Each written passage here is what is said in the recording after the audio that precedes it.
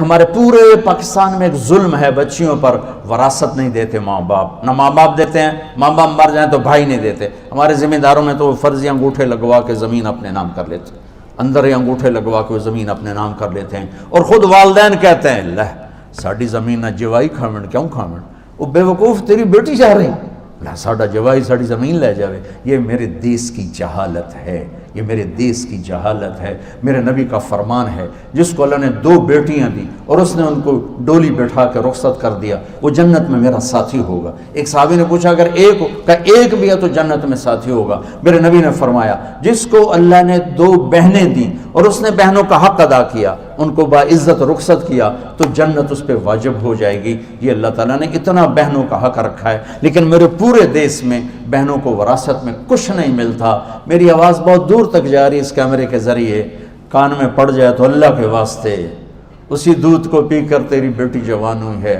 جس کو پی کر تیرا بیٹا جوان ہوا ہے، اسی پانی سے تیری بیٹی بنی ہے جس سے تیرا بیٹا بنا ہے۔ ایک چھت، ایک تھالی، ایک پیالی میں سب کچھ دے کر، اور پھر یوں ظلم و ستم کہ کوئی نہیں بات۔ ہمارے پنجابی میں، ہمارے علاقے میں جہیز کو داج کہتے ہیں، داج تینوں داج دے چھڑیا بس بس ہوں اور کاشا نہیں ساڑھے کول۔ یہ ظلم و ستم میرے دیس کا اجتماعی ظلم ہے، اور جہاں ظلم ہوتا ہے وہ اللہ کی رحمت اور مدد اٹھ جاتی ہے۔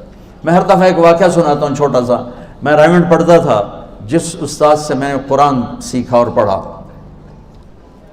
میں ان کے پاس شہد کی بوتل لے گیا گھر کے باغ کی۔ میں نے کہا استاد جی آپ کے لیے شہد لایا ہوں۔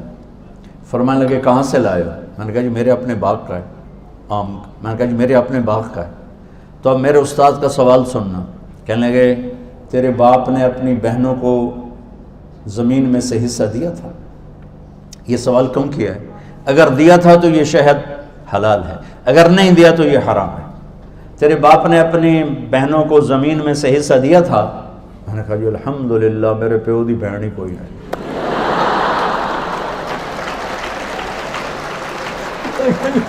بہن کوئی نہیں، 2 بھائی، صرف 2 بھائی۔